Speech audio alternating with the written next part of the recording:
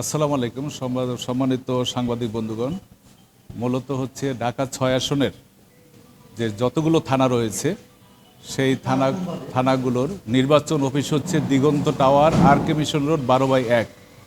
এই ভবনের মালিক হচ্ছে মরহুম সাদেক হোসেন খোকা। তারই ছেলে এখন ঢাকা ৬ আসনে নির্বাচন করছে।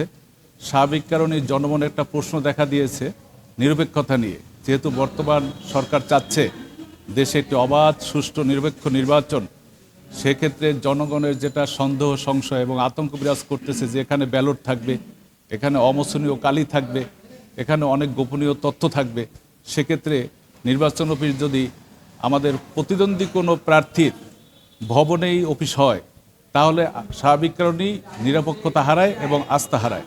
এখানে একটা আস্থার সংকট দেখা দেয়। সেজন্যই আমরা বিভাগীয় কমিশনের নিকট আবেদন করেছি।